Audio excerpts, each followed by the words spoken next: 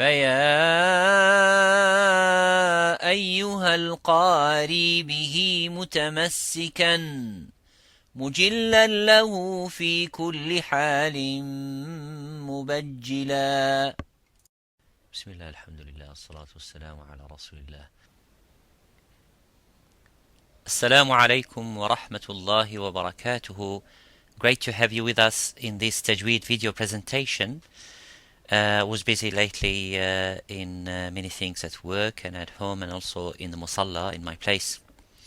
Alhamdulillah, we are back to the makharij, and one of the most important and the most difficult and the most given the emphasis from all the ulama and the qurra, that is the makhraj of the letter of Dad. And of course it is difficult not only for the non-Arabs, and also for the Arabs it is very difficult to pronounce this letter, and that is also differentiate between other languages. They may have or share common characters and letters in their articulations, but with this letter of Dad, it is really a characteristic of the Arabic language. Now let's see quickly, before I talk about the makhraj of the Dad, that the letters on the right side, Dal, and the bottom Zal, then Zay or Zain, three of these letters have nothing to do with the letter of Dad. Now, as well as the Ta and Dha. Now, when we pronounce Dal, Dal is an empty mouth. It is not Dad. Similarly, for Zal, it is not Dad. Zay, it is not Dad. Ta, oh, it is not Dad. And similarly also, Dha, it is not Dad. So, Dha, Dad, Dad. In this slideshow, we are going to have a look at the makhraj of Dad. Now, have a look at the Dad and the position of the makhraj of Lam. Now, the scholars and the ulama have made a definition for this makhraj. It has something to do with the tongue, it has something to do with the teeth, it has also something to do with the makhraj of the lam. Now, when we say the letter Dad, it is articulated from one of the sides, and then that's why I put the emphasis with the blue. And when I say the teeth, it means the molars, and not from the front teeth. So this part, it is not from there, but it is from the sides. So the easiest way to pronounce this is to have it in both sides or on the left side. It has been reported by the scholars and the Qurra that Rasulullah ﷺ used to do it from the left side by holding the sides at the part where the molars are and releasing that by putting the pressure on in the middle of the tongue. And that's why this makhraj, it's actually a part of the deepest part of the makharij of the deepest part, which is the middle part.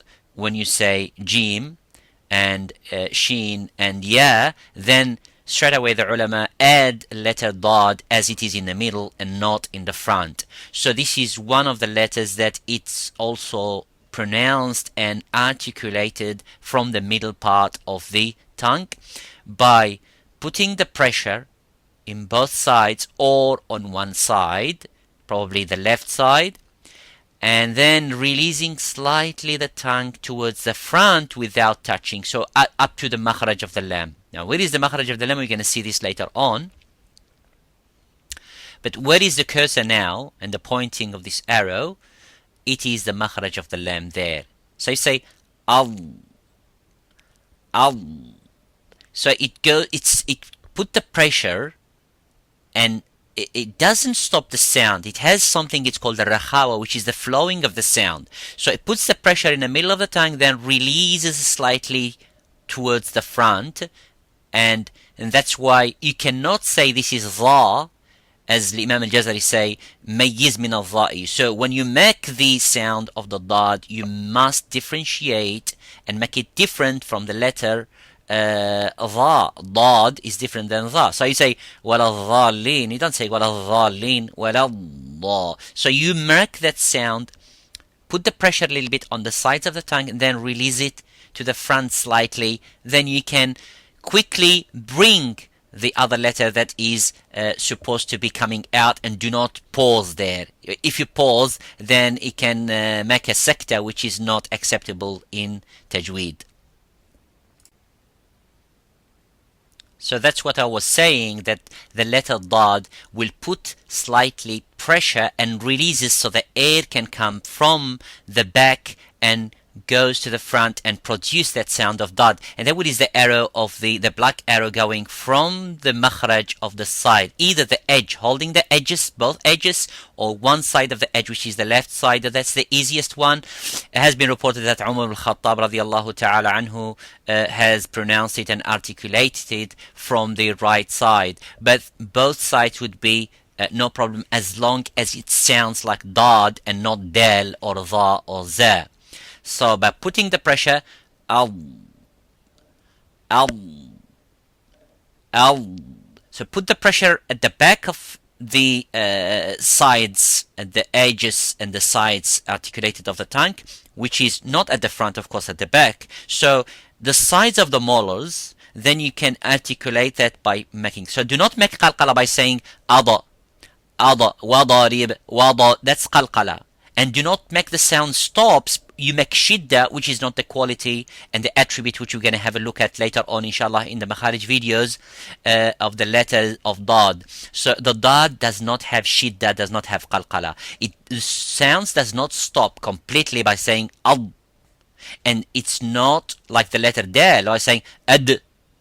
It stops completely. Up, it stops completely. Okay, but for the dad, it doesn't stop completely, but release slightly towards the front, towards the makhraj of the lam, but it doesn't touch the front of the top front of the mouth. So by saying that, al, or al. So I'm doing it on both sides or on the left side. Of course, this is a very difficult, but by practicing again and again, the scholars say you will be able, inshallah, with the help and the guide of the Qurra, to pronounce it properly. So let's see the common mistakes. Now, the common mistakes is to say waladha, bring your tongue slightly out. This is a common mistake by saying waladhalin, waladha. Do not bring your tongue outside at all of the mouth. Do not bring it even to the front. So it has to be at the back. So dad, as I said at the first slideshow, it is not dha, it's da. Also, do not make it dal. Otherwise, the word actually in Arabic, when it has that little alif above the ta, it is dha, and wala dhalin, and dhalin means those who are remaining. Dhalla yadhallu, so which means you are remaining and staying. And this is different meaning what the tafsir is saying, and the meaning of the word al-dalal or al-dalin. Similarly, والضرب. So you don't say والضرب or wal by bringing your tongue a little bit outside. Do not do that. Similarly, the hardest part, have a look at this, عضد. Now, most of the people would think that dad and dal here are the same by saying عدد. This is in Surah Al-Kahf. وما كنت متخذ المضلين عضدا, and not عددا. So we have to be careful not to make also the zay. So some people may make the letter dad. ولا الزالين ولا الضالين ولا الضالين ولا الدالين. So they're all wrong. Or making lam, walallalin.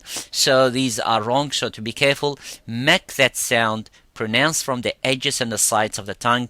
Walal, walallah, walladhi, abuda.